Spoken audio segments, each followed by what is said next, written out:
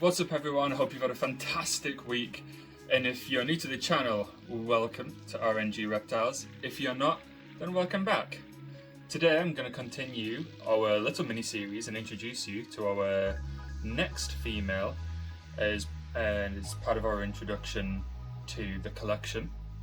And I'm going to follow up with just a couple of really exciting updates after that, so stick around till the end and let's crack on.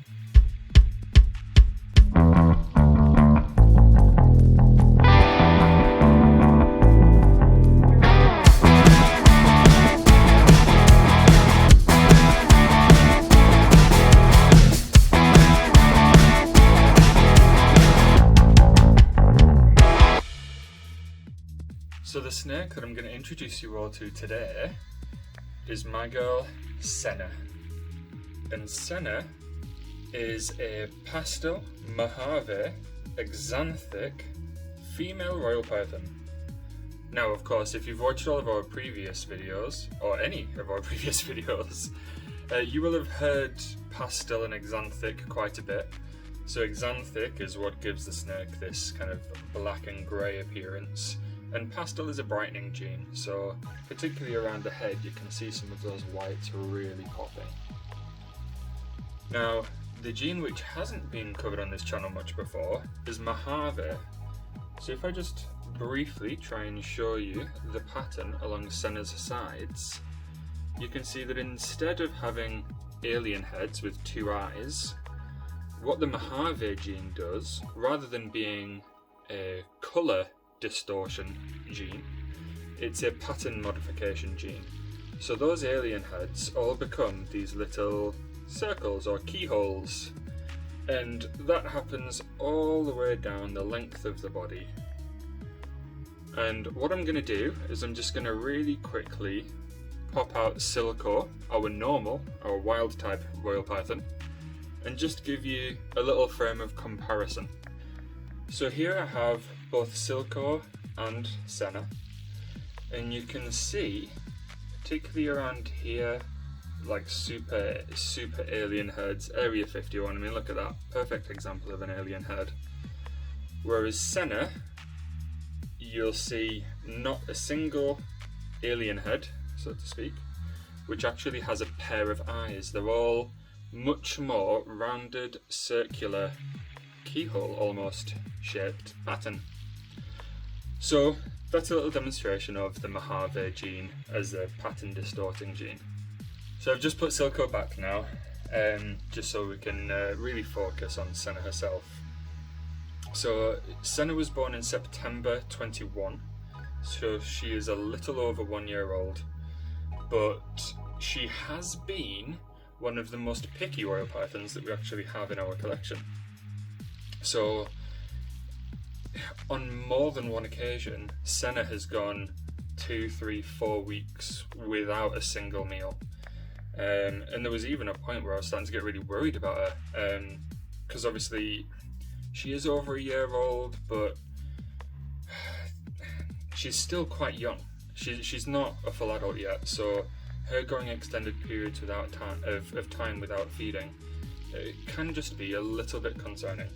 Now obviously not concerning enough for me to actually do anything about it, because 4 weeks isn't the end of the world for royal pythons. They can go an extraordinarily long amount of time without food.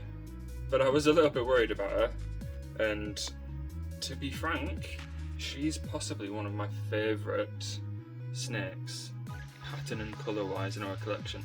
She is the closest to that perfect black and white contrasting royal python that we currently have. Now obviously I've already explained in a previous video that one of our long-term objectives is to actually get something which is really crisp, deep blacks, bright whites, and that's not Senna, but she is the closest that we have right now. So Senna was purchased off of Morph Market, and she was purchased from a company called Ridgeway.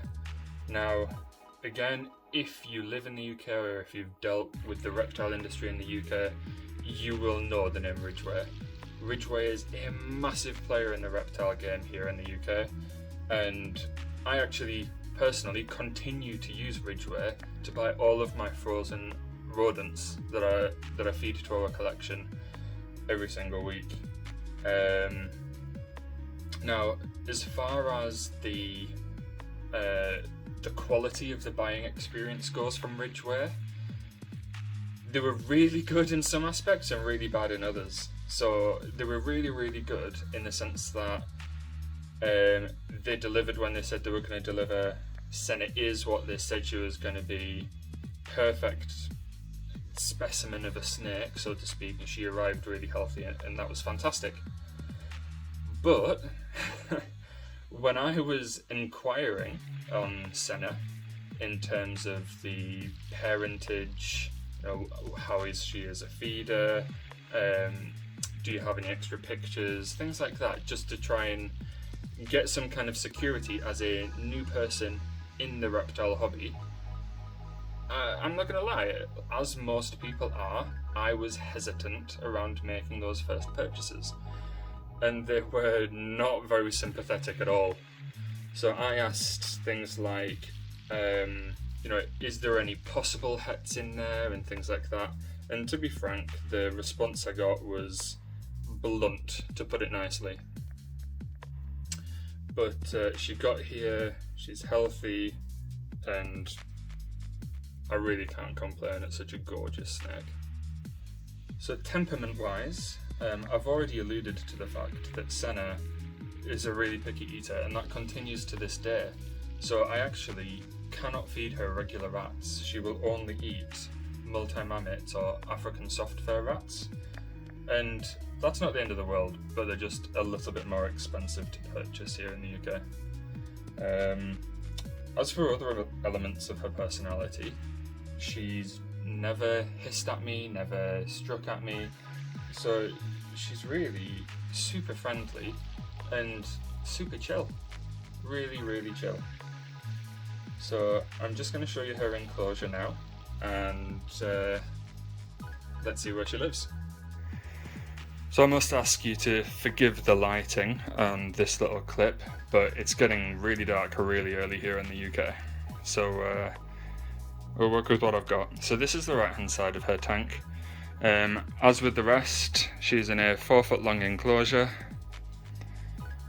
We've got a branch leading up to a cork tube here on the right, and she is one of the most active snakes that I have at actually climbing and utilising this area up here. She is constantly climbing and just scoping it out. Then over on the left hand side we have just an extra hide on the warm end, a really deep water bowl, and this is it for her enclosure. So when it comes to breeding plans for Senna, the objective is going to be to have her paired with the desert ghost male that I have in her first year of being sexually mature. Now the desert ghost male that I'm referring to is Fire Pinstripe Desert Ghost. So when combined with the genetics that Senna's currently carrying, that should be giving us some Firefly, that's Pastel Fire, then some Pinstripe, some Mojave, and then the offspring will be double het for both Desert Ghost and Axanthic. And the offspring there are going to be going forwards into the Stark black and white project that we're going to be working on. Now, in her second year and going forwards, I'm not entirely sure who she's going to be paired with. Possibly the double visual Axanthic pied that I have, just so we can get some actual recessive visual offspring out. But yeah, so that's the plan. So currently she's weighing about 636 grams. That was at the end of October, and we're kind of middle of November at the time of recording. So she's nowhere near ready to breed this season. So she's definitely going to be given at least another 12 months to grow up and hopefully hit that 1.5 kilogram mark. But yeah, really, really excited to actually get her going and to see her offspring, because I think she might actually be going into shed right now. but even going into shed, she's still absolutely stunning. Absolute ripper of a snake. So just before I sign off here, I just wanted to give you a couple of other updates when it comes to RnG and what we actually have going on at the moment. So this week we actually paired our first male and female together. So we paired Sidrani, the super pastel or killer Axanthic female that we have. She's just hit 1.5 kilograms now. And we paired her with Set, who is our double visual Axanthic pied. Now, there was a slight change of plan there because I was hoping to actually pair Sidrani with Scion, who is the desert ghost guy that I was mentioning. I'm hoping to pair with Senna. But he's a bit of a finicky eater as well. So even though he's about 550 grams right now, that's still just a little bit smaller than I'm comfortable with when it comes to pairing him. And it's quite common for males to actually go off of food when they're actually paired with a female. And I just didn't want to risk an already small male going off of food. So I've paired Sidrani with Set, and honestly, when I first put them in, they were like scared of each other. Honestly, other ends of the tubs. And I was like, oh no, maybe we're not gonna get babies this year after all. But I left them in overnight and I checked on them the next morning, and they weren't doing the deed, but they were cuddling up real tight. So when I say cuddling up real tight, I mean courting. They were clearly developing a relationship there. So gave them some more time, checked on them when I came home from work, and they were locked. So we have our first confirmed lock on the books here at RnG Reptiles, and I could not be more buzzed about it. Honestly, really super thrilled. So in the next few weeks, it is my intention to actually pair Set with Senna, who is our visual pied het Axanthic girl, and we might actually get a second lock. So fingers crossed for us. Really buzzing. I actually didn't think that I would get as excited as I have gotten when it comes to actually pairing these together, because obviously pairing them doesn't mean anything. So what I mean by that is, even if they lock, we're not guaranteed to get eggs, we're not guaranteed to get hatchlings, but it is the first step, and I am just super excited about it. Anyway, unfortunately, I'm going to have to sign off on my own today. Unfortunately, Gabby and Ella, the other parts of RnG, aren't available right now because they're visiting family. But thank you so much for watching. Really appreciate every single view, every single subscriber. If you've watched this far, please do remember to hit that subscription button, hit the thumbs up and the notification bell. And on our last video, we got some fantastic feedback as well. Some of it constructive, some of it just positive, and we appreciate every single comment, every single bit of feedback. So please do stick around, watch our next video, and we'll see you in the next one. So I've paired Sidrani with Scion, around 600 grams. Just cut this bit, Gabby. I'm just checking her weight.